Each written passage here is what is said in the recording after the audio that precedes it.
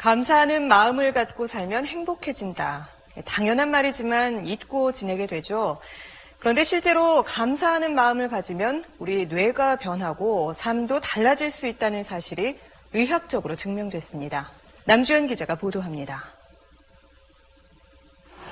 엄마가 내게 해주셨던 여러 가지 고마운 일들을 하나하나 생각하면서 30대 직장인에게 어머니에 대한 고마움을 떠올리게 하는 메시지를 5분 동안 들려줬습니다.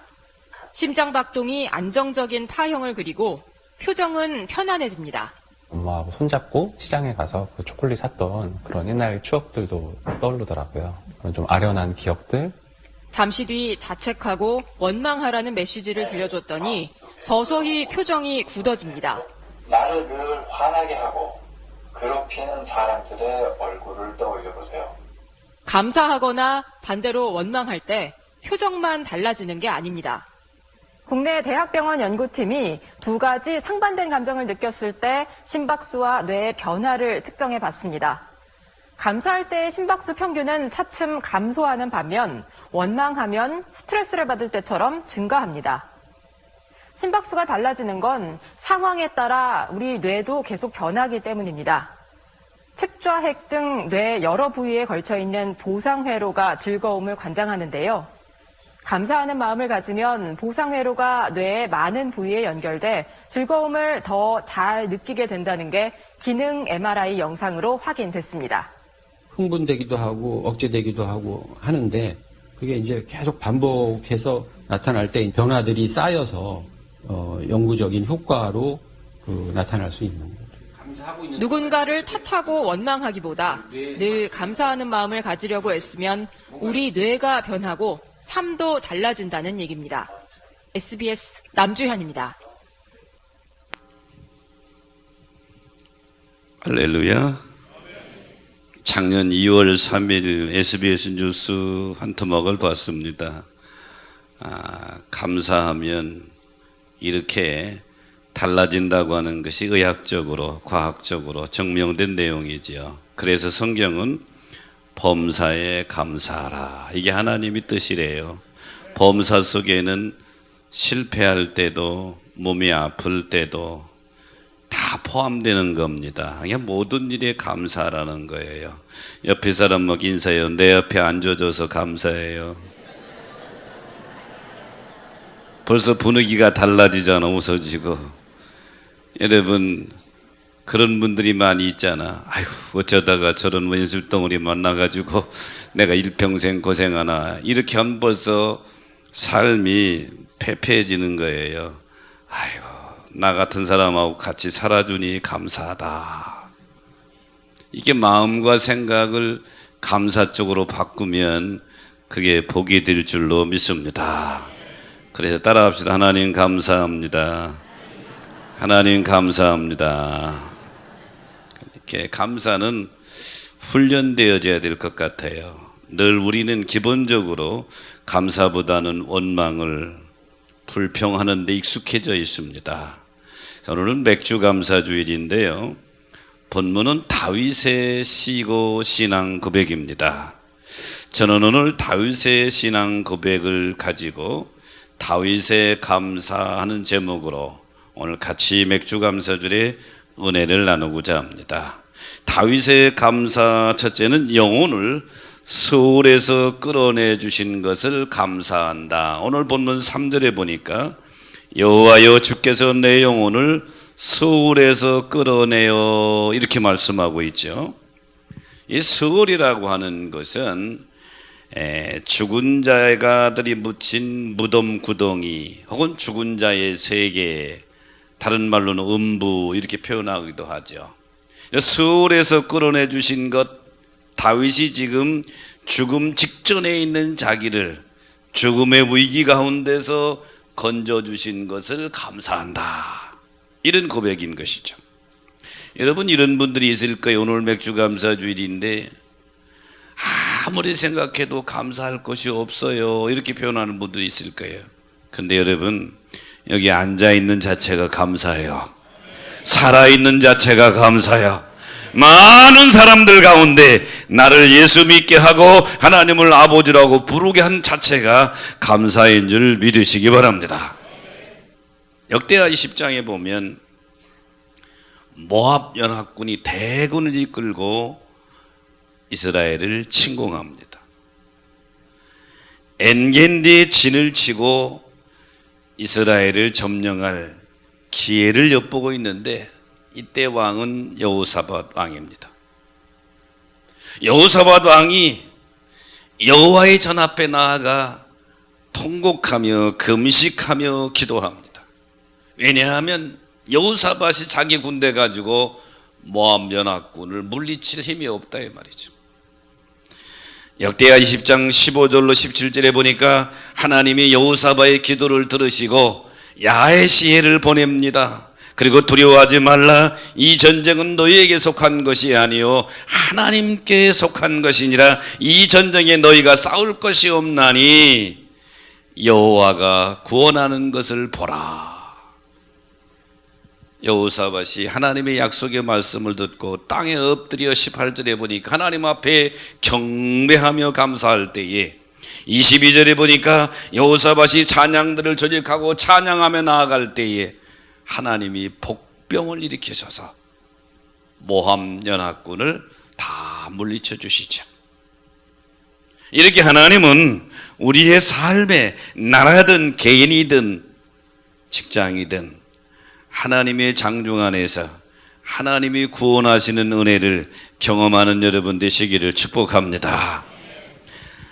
2010년 3월 30일에 CNN 방송이 놀라운 사건 하나를 방송했습니다. 오래전 얘기 1997년에 콜롬비아 군 초소에서 근무하던 파블로 몬카요라고 하는 병사가 행방불명됐습니다. 이때 파블로의 나이는 19살입니다. 그런데 콜롬비아에는 무장혁명군들, 공산 무장혁명군들이 많이 활동해서 많은 사람들을 납치해가고 죽이고 그럽니다. 그러니까 파블로라고 하는 병사 하나 잊어버린 거는 사람들이 별 관심을 안 둬요. 너무 많은 사람 잃어버리니까. 그리고 10년이 지났습니다. 2007년이 됐는데도 아들은 돌아오지 않는 거예요. 사람들이 머릿속에는 이 파블로라는 병사를 다 잃어버렸어요. 하지만 파블로 아버지는 자기 아들을 잊을 수가 없는 거예요. 10년을 기다려도 돌아오지 않으니까 이 아버지가 나섭니다. 아들의 사진이 새긴 티셔츠를 입고 사진 속에 있는 아들처럼 자기도 쇠사슬로 몸을 동이고 그리고 콜롬비아수도 보고타를 출발을 해서 자기 나라를 들고 주변 나라 베네수엘라와 에콰도르, 프랑스, 스페인, 독일, 바티칸까지 1100km를 걸어서 만나는 사람마다 자기 아들 좀 구해달라고, 내 아들 좀 집에 돌아오게 해달라고, 내 아들이 안 들어오지 10년이 넘었다고. 너무 간절한 이 아버지의 청에 언론이 관심을 가지기 시작했습니다. 세계 언론이 보도합니다. 그때서야 국제접시사자가 나섭니다. 주변 국가들이 중재하게 되고 유엔 인권이 나서게 됩니다. 결국 이 아들은 쇠사슬에 묶여서 포로 생활한 지 12년 3개월 만에 아버지 품으로 돌아오게 되죠. 아버지를 만난 이 아들이 처음 고백이 이렇습니다. 살아남도록 지켜주신 하나님과 저희 석방을 위해 쉼없이 노력한 아버지께 정말 감사합니다. 이처럼 다른 사람은 모두 잃어버려도 아버지는 쇠사슬에 매여 고통당하고 있는, 포로하고 있는 자기 아들을 잊을 수가 없었던 거예요. 그런데 이보다 더한 것이 하나님의 사랑입니다. 사망의 쇠사슬에 매여서 영원한 멸망으로 가고 있는 우리를 애면하지 아니하시고 구원해 주신 것, 이것이 우리가 받은 은혜 중에 가장 큰 은혜요, 기본적인 은혜인 줄 믿으시기 바랍니다. 다윗이 지금 그 고백을 하는 거예요. 내 영혼을 저 소울에서 전부에서 이끌어내 주신 것을 감사한다. 그러므로 여러분, 맥주 감사 주일에 아무것도 감사할 조건이 없다고요? 앉아서 하나님께 예배하는 자체가 감사의 가장 큰 조건이 되는 줄 믿으시기 바랍니다. 그래서 다윗의 감사의 첫 번째는 구원해 주신 것을 감사하고 있다. 구원은 내가 하는 것이 아니고 하나님의 은혜요 선물인 줄로 믿습니다. 내가 예수 믿는 게 아니에요. 내가 이 자리에 앉고 싶어서 앉는 것이 아니라 예수님께서 말씀하시기를 내 아버지께서 이끌지 않으면 아무도 내게로 올 자가 없다. 하나님이 여러분을 이끌어 주신 줄로 믿습니다. 여러분을 이끌어 여기 오게 하셨단 말이죠. 이게 다윗의 감사의 첫 번째는 그의 자기를 구원해 주신 것을 감사한다. 다윗의 감사 두 번째는 주의 은혜로 산같이 굳게 세워주신 것을 감사하고 있습니다. 7절에 보니까 여호와여 주의 은혜로 나를 산같이 굳게 세우셨더니 이렇게 말씀하고 있죠. 다윗의 일생을 보면 태어날 때는 이새의 8번째 아들로 목동으로 태어납니다. 승승장구해서 이스라엘의 2대 왕에 대해서 성군이 됩니다. 어떻게 다윗이 이렇게 승승장구 할 수 있었을까요? 다윗은 지금 고백하기를 여호와께서 자기를 산같이 굳게 세워주셨다. 자기가 섰다고 말하진 않아요. 여호와께서 자기를 한 주의 은혜로 산같이 굳게 세워주셨다. 다른 말로 표현하면 다윗의 굳센 믿음은 하나님이 세워주셨다. 오늘 이 예배에 참여한 여러분, 하나님이 다윗같이 여러분의 믿음을 강하게 세워주시기를 축복합니다. 강하게 세워주셨다. 하나 예를 들어볼까요? 다윗이 전쟁터에 아버지 심부름을 나갔습니다. 당시 이스라엘은 블레셋과 전쟁을 하고 있었어요. 골리앗이라는 장군이 키가 3m 가까이 되잖아요. 옛날엔 전쟁 그랬잖아요. 대표 장군 중에 장군 중에 대표를 해서 겨룬단 말이죠. 골리앗이 이렇게 말해요. 너희 중에 한 사람 나와서 나와 겨루자. 너희 이기면 우리 전체가 너희 종이 되고 내가 이기면 너희 전체가 우리 종이 된다.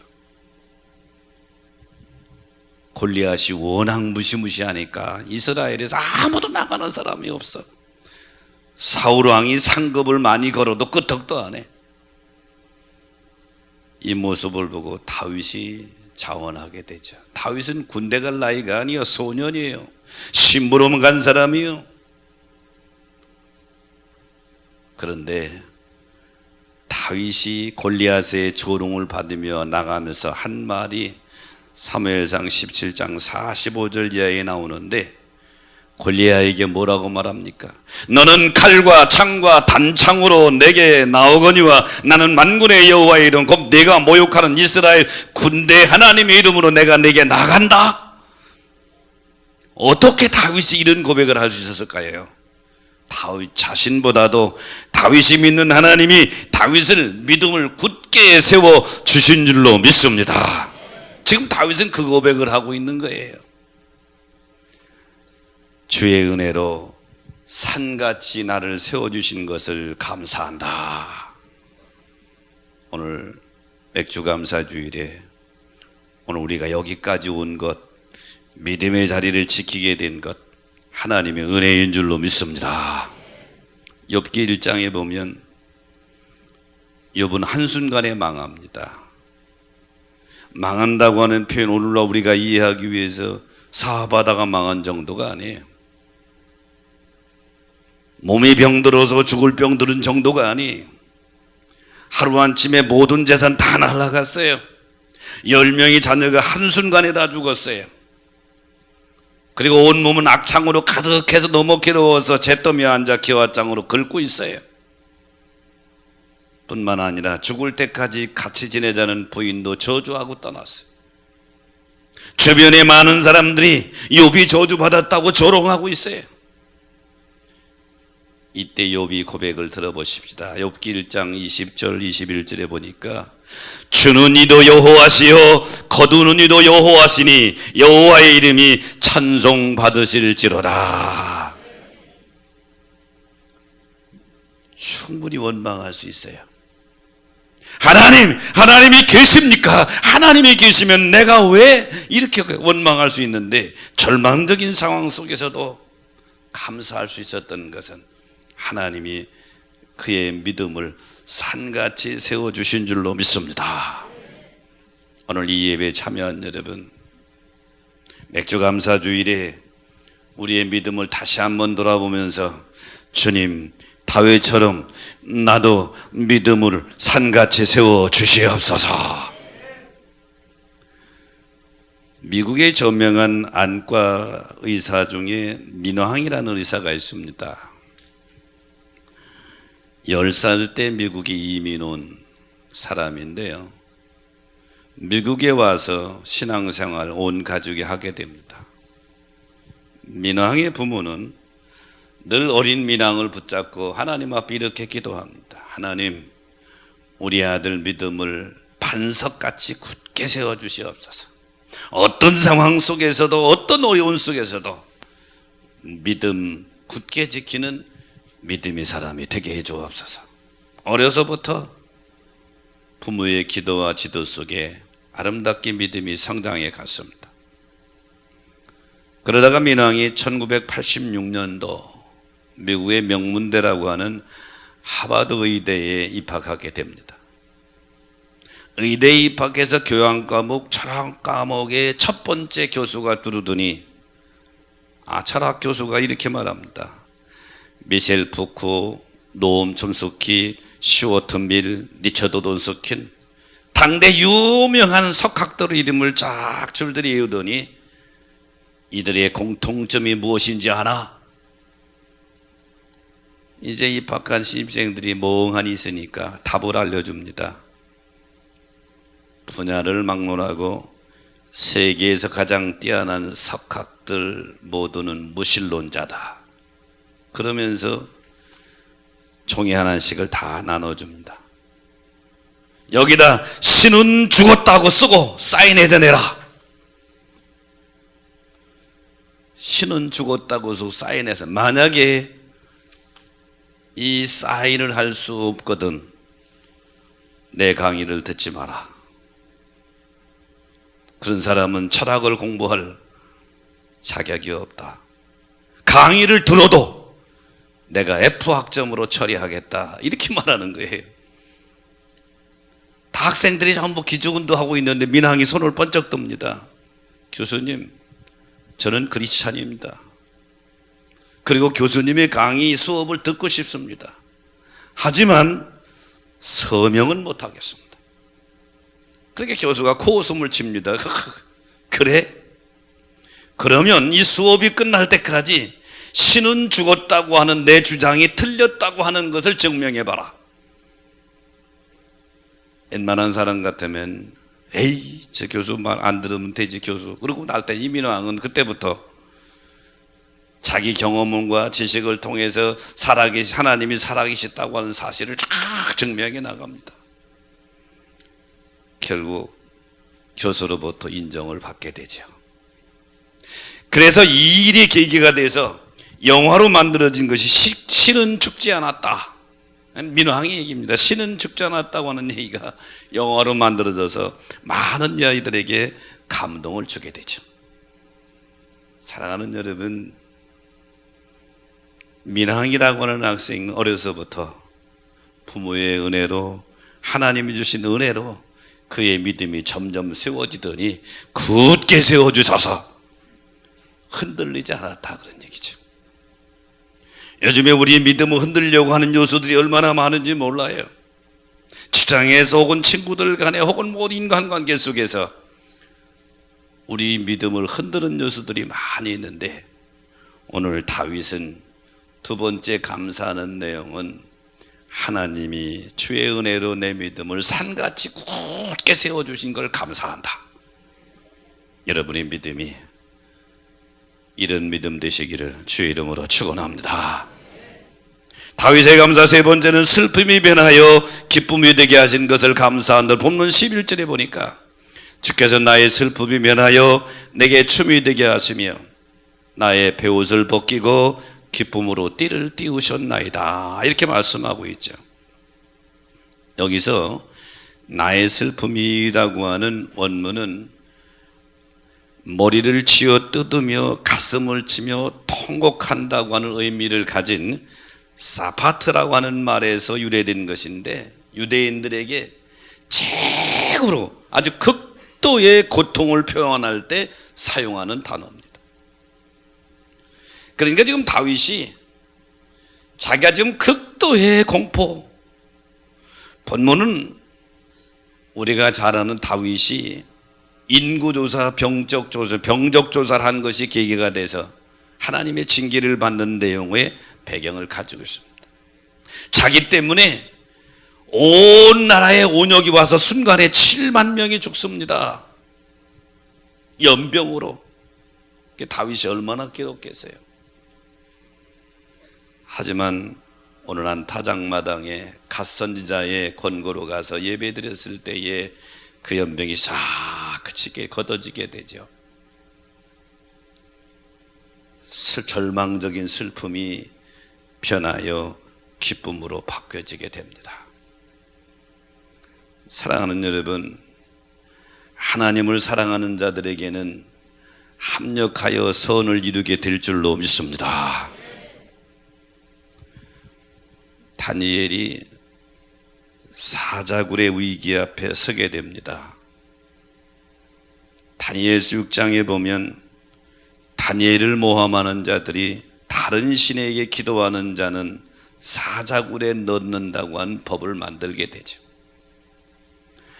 다니엘이 그것이 자기를 잡는 법인 줄 뻔히 알면서도 하루에 3번씩 예루살렘을 향하여 창을 열고 기도하는데, 당시 유대인들은 3시, 6시, 9시 하루에 3번, 3시는 우리 시간은 바로 오전 9시인데 성전문을 여는 예배를 드릴 때, 9시는 성전문을 닫는 예배를 드릴 때, 그리고 그 중간에 6시, 12시에 이렇게 3번 예배를 드렸단 말이에요. 그러니까 이 예배 드리는 시간에 다니엘은 성전을 향해서 하나님께 감사의 기도를 드리는데, 기도하는 자는 사자굴에 넣는단 말이에요.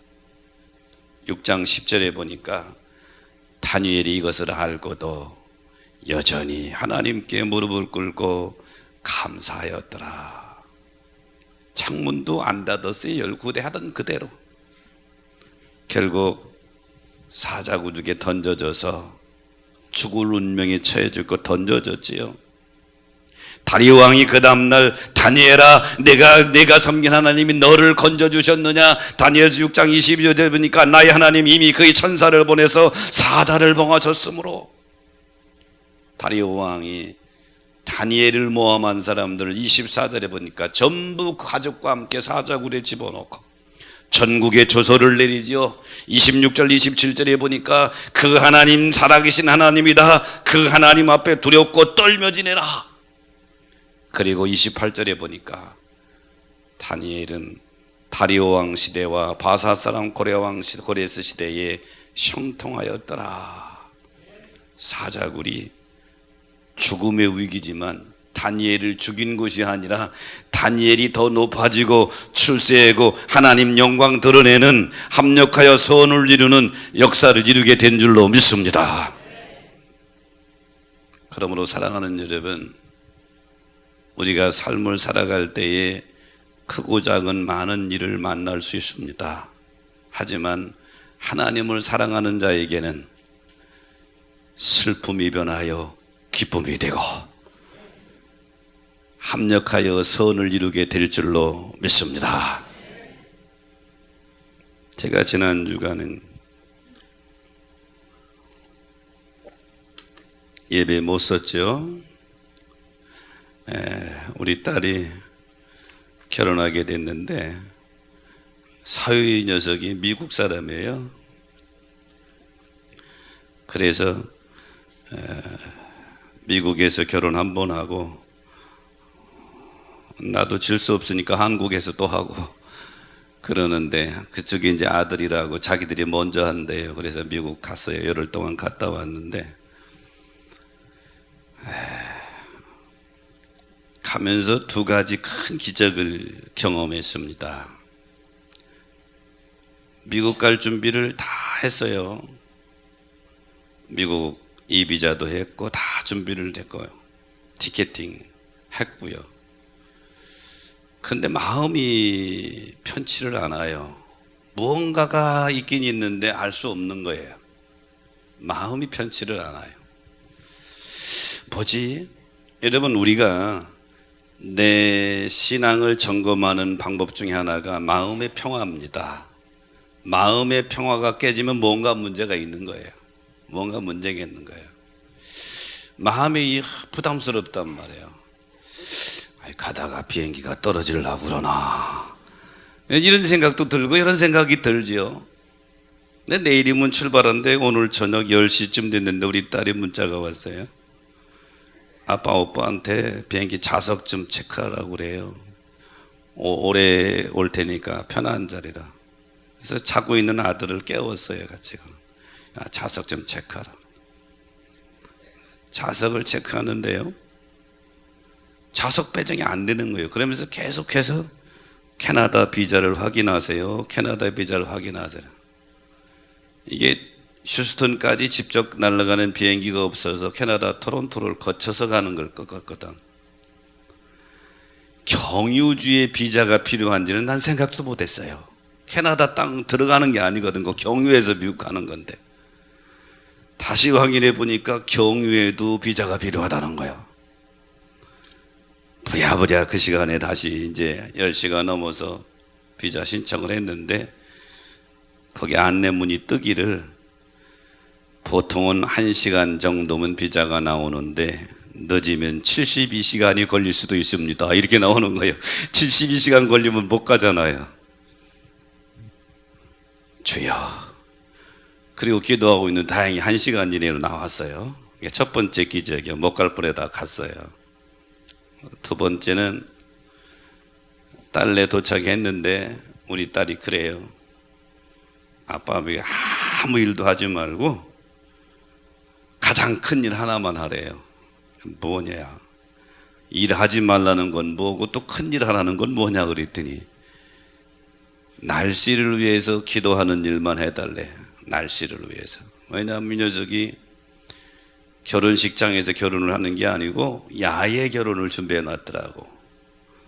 사위가 다니는 회사의 사장이죠. 오너, CEO의 그 세컨하우스 별장이 아주 텍사스 넓은 초원에 아주 멋진 집이 장소가 있어요.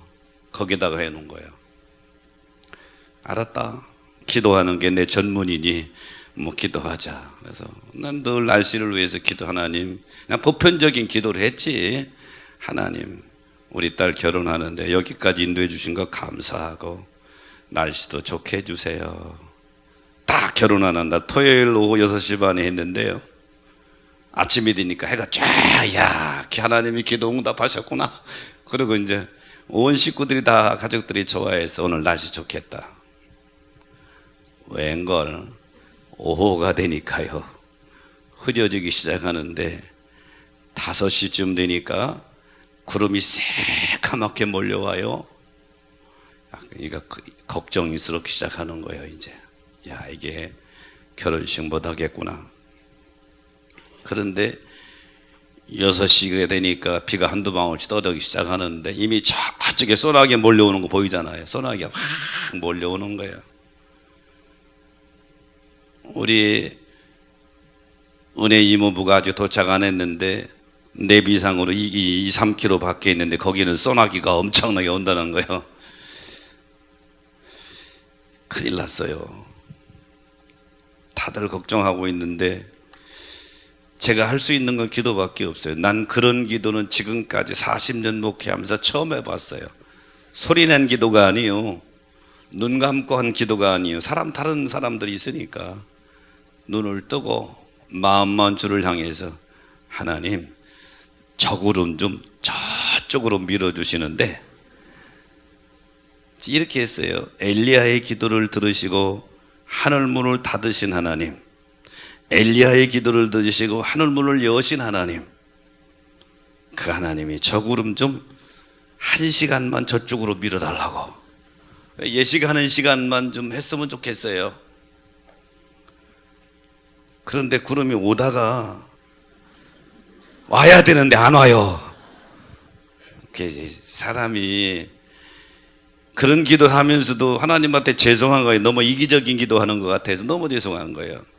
그래도 할 수 없잖아요. 뭐 저쪽으로 밀어달라고. 그런데 짧은 시간에 다 얘기할 수는 없지만 진짜 1시간 예식하는 동안에 비가 안 왔어요. 할렐루야 그러고 있는데, 이제 문제는 밖에서 다 전부 테이블 만찬이 차려졌잖아요. 바람이 얼마나 부는지 테이블부가 날아가니까 참 꽁꽁 좀 많은 거예요. 텍사스 날씨가 엄청 덥습니다. 그런데 바람 부는 건 너무 시원한 거예요. 또 욕심이 생겼어요. 하나님, 요 만찬이 끝날 때까지만, 만찬이 끝날 때까지 비가 안 왔어요. 만찬이 끝난 다음에 미국 결혼은 그 파티 중심이더라고요. 또 친구들이 와서 또 파티하며 춤을 추는데 언제 비 온 줄 알아요? 새벽 1시가 넘어서 쏟아지기 시작했어요. 얘들이 1시까지 놀았거든. 그 다음날 주일 예배를 드립니다. 친구들, 우리 딸과 사위 친구들이 전부 그로 모이는 거예요. 거기서 제가 설교를 하면서 이 얘기를 했어요. 그랬더니 그 친구들이 예배 끝나고 났는데, 목사님, 어제 진짜 구름이 쫙 오다가 양 쫙 갈라지더니 옆으로 갔어요. 내가 그랬어요.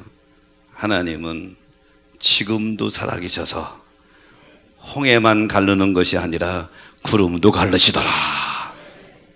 그래서 제가 딸이 결혼해서 기쁜 게 아니고, 그건 좀 섭하더라고. 그 기쁜 게 아니고 하나님이 지금도 내 기도를 들으시고 즉시 응답하시는구나, 이런 경험을 하게 되니까 너무 기쁜 거야. 그 처음에 구름이 올 때는, 구름이 막 올 때는 너무 마음이 부담스러운 거예요. 이거 큰일 났다 거예요. 결혼식 이거 다 망가지게 생겼구나. 근데 구름이 오다가 옆으로 빠지고 바람만 막 불으니까 시원한 가운데 다 끝나니까 얼마나 기쁜지 몰라. 그래서 내가 무릎을 탁 쳤어요. 하나님은 합력하여 선을 이루시는구나. 사랑하는 여러분, 맥주 감사주일입니다. 살다 보면 크고 작은 여러 일이 겹치게 되니까 우리 이게 인생이에요. 여러분, 문제 하나도 없는 사람은 한 사람도 없어요. 제가 40년 목회하면서 느낀 게 하나 있어요. 모든 사람은 다 짐을 지고 간다. 저 사람은 아무 문제 없는 것 같은데 깊이 얘기해 보면 가면을 쓰고 있어요. 큰 문제 가지고 있는데 평안한 채 하고 있단 말이죠. 다 문제를 가지고 있어요. 그런데 그런 문제 속에 살다 보니까 나도 모르게 감사의 한정은 벗어버립니다. 그리고 원망하게 되고 불평하게 되고 누군가 증오하게 되고, 그리고 주일날 또 하나님하고 하다가 또 내려놓고, 하나님은 우리에게 계속해서 범사에 감사하라, 감사의 안정을 쓰라고 말씀하시는데 우리는 계속 감사의 안정을 벗고 있단 말이죠.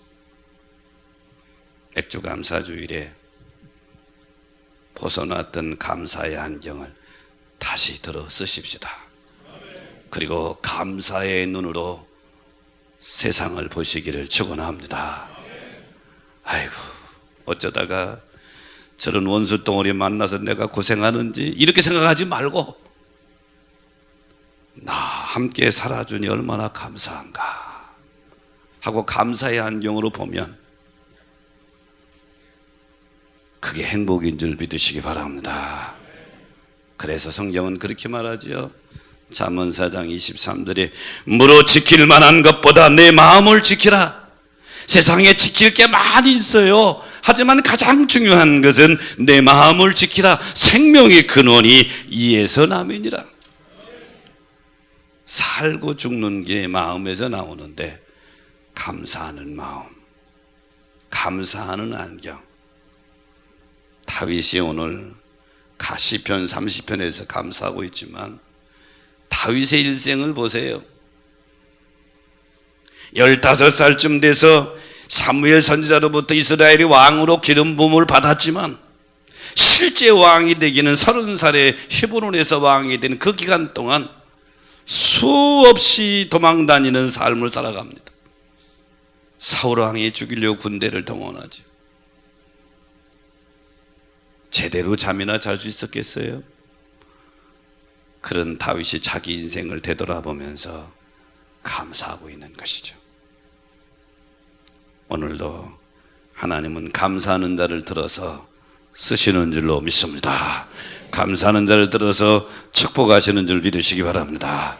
맥주감사주일에 다윗의 감사, 구원해 주신 것을 감사하고 자기 믿음을 굳게 산같이 세워주신 것을 감사하고 함석하여 선을 이루게 하신 것을 감사하는 다윗의 감사가 여러분의 감사가 되시기를 주의 이름으로 축원합니다. 말씀 생각하시면서 우리